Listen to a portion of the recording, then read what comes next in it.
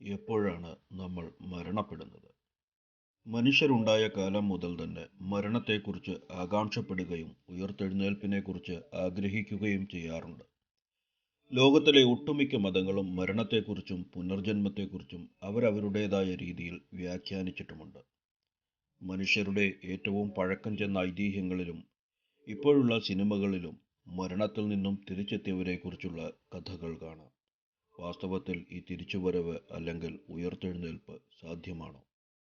ജീവനുള്ള ഒരു ശരീരവും ഒരു ശവശരീരവും തമ്മിലുള്ള യഥാർത്ഥ വ്യത്യാസം എന്താണ്? മരണം എന്താണെന്ന് അറിയണമെങ്കിൽ ആദ്യം ജീവൻ എന്താണെന്ന് അറിയണം. ജീവനെക്കുറിച്ചുള്ള പഴയൊരു തിയറിയാണ് വൈറ്റലിസം. അതിൻ പ്രകാരം ജീവനുള്ളവ ഒരു പ്രത്യേക വിഭാഗത്തിൽപ്പെട്ടതാണെന്നും അവയ്ക്കുള്ളിൽ പ്രത്യേകതരം ഊർജമുണ്ടെന്നും അതാണ് ജീവന്റെ ആധാരമെന്നും അവർ കരുതി. ഈ ഊർജത്തെ പലരും പല പേരുകളിൽ വിളിച്ചു.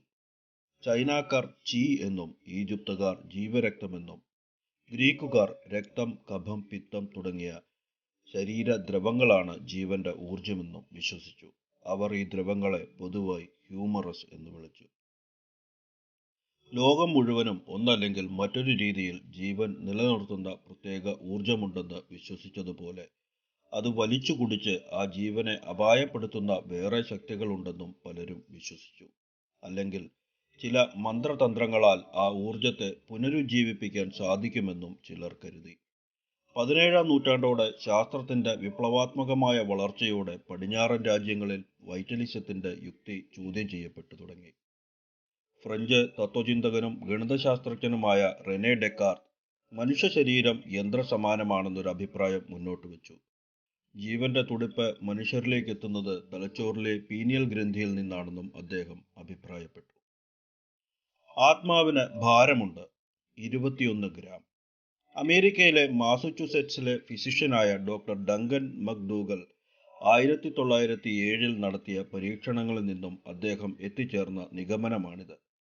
മരിക്കുന്നതിന് തൊട്ടു മുൻപും മരിച്ചയുടനെയും 6 പേരുടെ ശരീരഭാരം അദ്ദേഹം രേഖപ്പെടുത്തി. അതിൽ ഒരു ശവശരീരത്തിന് 21.3 ഗ്രാം ഭാരം കുറവുള്ളതായി ഡോക്ടർ ഡങ്കൻ കണ്ടെത്തി. അത് ആത്മാവ് ശരീരത്തിൽ നിന്നും കടന്നുപോയപ്പോഴുണ്ടായ ഭാരക്കുറവാണെന്നാണ് അദ്ദേഹം കരുതിയത്. ഈ പഠനം ഏതെങ്കിലും മെഡിക്കൽ ജേണലിൽ പ്രസിദ്ധീകരിക്കും മുൻപ് ന്യൂയോർക്ക് ടൈംസ് പത്രത്തിൽ ആത്മാവിന് ഭാരമുണ്ടെന്ന് ഡോക്ടർ വിശ്വസിക്കുന്നു എന്നൊരു ലേഖനം പ്രസിദ്ധീകരിക്കപ്പെട്ടു. തുടർന്ന് അതേ വർഷം തന്നെ അദ്ദേഹത്തിന്റെ പഠനം journal of American society of physical റിസർച്ചിലും ദ മെഡിക്കൽ ജേർണൽ അമേരിക്കൻ മെഡിസിനിലും പ്രസിദ്ധീകരിച്ചു. എന്നാൽ അദ്ദേഹത്തിന്റെ പഠനത്തിന് ശാസ്ത്ര സമൂഹം വലിയ കാര്യമായി എടുത്തില്ല. വളരെ കുറച്ചു പേരിൽ നടത്തിയ പരീക്ഷണങ്ങൾ കൃത്യമായ വിവരങ്ങൾ തരുന്നില്ല എന്നതായിരുന്നു കാരണം. പ്രത്യേകതരം ഊർജത്തിലോ മന്ത്രതന്ത്രങ്ങളിലോ ഒന്നുമല്ല ജീവൻ നിലനിൽക്കുന്നതെന്ന് നമുക്കെല്ലാവർക്കും ഇപ്പോൾ അറിയാം. എന്നാൽ ജീവൻ നിലനിൽക്കുന്നതിനെക്കുറിച്ച് കൃത്യമായി അറിയണമെന്നുണ്ടെങ്കിൽ നമ്മുടെ കോശങ്ങളിലേക്ക് ഇറങ്ങിച്ചെല്ലണം. ഓരോ കോശങ്ങളിലും നിരന്തരമായ രാസമാറ്റങ്ങൾ സംഭവിക്കുന്നുണ്ട്. ഇതൊക്കെ നടത്തുന്നത് നമ്മുടെ ശരീരത്തിലെത്തുന്ന ഗ്ലൂക്കോസും ഓക്സിജനുമാണ്. ഈ ഗ്ലൂക്കോസിനെയും ഓക്സിജനെയും ചേർത്ത് മനുഷ്യ ശരീരം അഡിനോസൈൻ ട്രൈഫോസ്ഫേറ്റ് അഥവാ ATP എന്ന ഊർജവാഹിയായ തന്മാത്രയെ സൃഷ്ടിക്കുന്നു. ചുരുക്കത്തിൽ കോശങ്ങൾ തമ്മിലുള്ള ഊർജ വിനിമയത്തിനുള്ള കറൻസിയാണ് ATP. കോശങ്ങൾ ഈ ഊർജത്തെ അവരുടെ വ്യാപനത്തിനും വളർച്ചയ്ക്കും അറ്റകുറ്റപ്പണികൾക്കും വരെ ഉപയോഗിക്കുന്നു. കോശങ്ങളെ ശരീരത്തിൽ അവയെ ആവശ്യമുള്ള കൃത്യമായ ഇടങ്ങളിലെത്തിക്കാൻ ഇതിനേക്കാളും അധികം ഊർജം വേണ്ടിവരും. പക്ഷേ ലോകവ്യാപിയായ ക്രമരാഹിത്യം അഥവാ എൻട്രോപ്പി എന്ന പ്രതിഭാസം കോശങ്ങൾക്കിടയിലും പ്രവർത്തിക്കുന്നുണ്ട്. സാന്ദ്രത കൂടിയ ഇടങ്ങളിൽ നിന്നും സാന്ദ്രത കുറഞ്ഞ ഇടങ്ങളിലേക്കുള്ള വ്യാപനം, അല്ലെങ്കിൽ ചെറിയ കണികകളായും തന്മാത്രകളായും വിഭജിക്കപ്പെടുക തുടങ്ങിയ പ്രവർത്തികൾ കോശങ്ങൾക്കിടയിലും സംഭവിക്കുമെന്ന് ചുരുക്കം. ജീവൻ നിലനിർത്താനുള്ള അത്യന്താപേക്ഷിതമായ ജൈവിക പ്രവർത്തികൾക്ക് കോശങ്ങൾ അത്യാവശ്യമായതുകൊണ്ട് അവയ്ക്കിടയിൽ ക്രമരാഹിത്യം അഥവാ എൻട്രോപ്പി സംഭവിക്കാതിരിക്കാൻ ജീവൽ കോശങ്ങൾ അതീവ ജാഗ്രത പുലർത്തും. എന്നാൽ ചില സമയം ഈ പ്രവർത്തികൾക്ക് വിഘ്നം വരികയും കോശങ്ങൾ ക്രമരാഹിത്യത്തിലേക്ക് വീണുപോവുകയും ചെയ്യും. അപ്പോഴാണ് മരണം സംഭവിക്കുക. അതുകൊണ്ടാണ് ഒരിക്കൽ മരണപ്പെട്ടാൽ അവരെ ജീവിതത്തിലേക്ക് തിരികെ കൊണ്ടുവരാൻ സാധിക്കാത്തത്. നമുക്ക് കൃത്രിമ ശ്വാസം കൊടുക്കാൻ പറ്റുമെങ്കിലും ശ്വസന പ്രക്രിയയിൽ ഉൾപ്പെട്ട ബാക്കി കാര്യങ്ങൾ പ്രവർത്തനം നിർത്തിയെങ്കിൽ ജീവനെ തിരികെ എത്തിക്കാൻ കൃത്രിമ ശ്വാസത്തിനും സാധിക്കില്ല. അതുപോലെ ഒരു ഡീഫിബ്രിലേറ്ററിൽ നിന്നും ഷോക്ക് കൊടുത്താലും നിശ്ചേഷ്ടമായൊരു ഹൃദയത്തെ തിരികെ പ്രവർത്തിപ്പിക്കാനാവില്ല. എന്നാൽ ക്രമം തെറ്റിമിടിക്കുന്ന ഹൃദയത്തിൻ്റെ താളം ക്രമത്തിലാക്കാൻ ഷോക്ക് നൽകിയാൽ സാധിക്കും. അതായത് ഒരു മനുഷ്യനെ മരണത്തിൽ നിന്നും രക്ഷിക്കാൻ ഇതുകൊണ്ട് സാധിക്കും എന്നാണ്, അല്ലാതെ മരിച്ച ഒരു മനുഷ്യനെ തിരികെ ജീവിതത്തിലേക്ക് കൊണ്ടുവരാം എന്നല്ല. സാങ്കേതിക വിദ്യയുടെ സഹായത്തോടെ നമുക്ക് ലഭിക്കുന്ന എല്ലാ അത്ഭുത പ്രവർത്തികളും മരണത്തെ തടയുകയോ താമസിപ്പിക്കുകയോ ചെയ്യും, അല്ലാതെ മരണത്തെ ഇല്ലാതാക്കുകയോ പുനർജനിപ്പിക്കുകയോ ഇല്ല.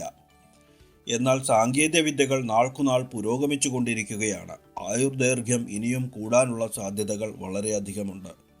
ചില മൃഗങ്ങളെക്കുറിച്ച് നമുക്ക് അറിവുണ്ടല്ലോ. ജീവിക്കാൻ അനുയോജ്യമല്ലാത്ത കാലാവസ്ഥയും മറ്റും വരുമ്പോൾ അവ നീണ്ട ഉറക്കത്തിലേക്ക് പോകും. അപ്പോൾ അവ ചെയ്യുന്നത് തൻ്റെ കോശങ്ങളുടെ പ്രവർത്തനങ്ങൾ മരണത്തോടടുത്ത രീതിയിലെന്ന പോലെ മന്ദീഭവിപ്പിക്കുകയാണ്. ശരിക്കും ഒരു നിർത്ത്. അത്തരം പരീക്ഷണങ്ങൾ ഇപ്പോൾ മനുഷ്യരുടെ ഉയർത്തെഴുന്നേൽപ്പ് സാധ്യമാണെന്ന രീതിയിൽ നടത്തുന്നുണ്ട്.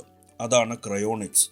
-197°C മൃതദേഹങ്ങൾ സൂക്ഷിച്ചു വെച്ചിട്ട് ഭാവിയിൽ അവരെ പുനരുജ്ജീവിപ്പിക്കാൻ സാധ്യമായ സാങ്കേതിക വിദ്യ വരുമ്പോൾ ഉയർത്തെഴുന്നേൽപ്പിക്കാം എന്ന ധാരണയിലാണത്. കോശങ്ങൾ ശീതീകരിക്കപ്പെടുമ്പോൾ കണികാചലനത്തിനുള്ള സാധ്യത വളരെ കുറവാണ്. അതുകൊണ്ട് തന്നെ സാന്ദ്രതാ വ്യതിയാനത്തിനനുസരിച്ചുള്ള കോശങ്ങളുടെ വ്യാപനം പൂർണ്ണമായും നിലയ്ക്കുന്നു. ഇനിയിപ്പോൾ ഒരു വ്യക്തിയുടെ കോശങ്ങളുടെ അപചയം പൂർണ്ണമായും സംഭവിച്ചിട്ടുണ്ടെന്നാൽ പോലും ഒരു കൂട്ടം നാനോ റോബോട്ടുകളെ ഉപയോഗിച്ച് അവയെ പൂർവ്വസ്ഥാനങ്ങളിൽ എത്തിക്കാൻ സാധിക്കും. എന്നിട്ട് എല്ലാ കോശങ്ങളിലും ഒരേ സമയം ATP എന്ന ഊർജത്തെ കടത്തിവിടുകയും കൂടി ചെയ്താൽ ശരീരം നിശ്ചലമായ സമയത്ത് എങ്ങനെയായിരുന്നുവോ അതുപോലെ തിരികെ പ്രവർത്തിക്കാൻ തുടങ്ങുമെന്ന് അനുമാനിക്കാം. ജീവൻ എന്ന് പറയുന്നത് ഒരു മാന്ത്രിക ചൈതന്യമല്ല എന്നും അതിസങ്കീർണമായൊരു ജൈവിക പ്രക്രിയയാണെന്നും കരുതിയാൽ മരണം എന്ന് പറയുന്നത് കോശങ്ങളുടെ കൂടിവരുന്ന ക്രമരാഹിത്യമാണെന്ന് മനസ്സിലാക്കാം.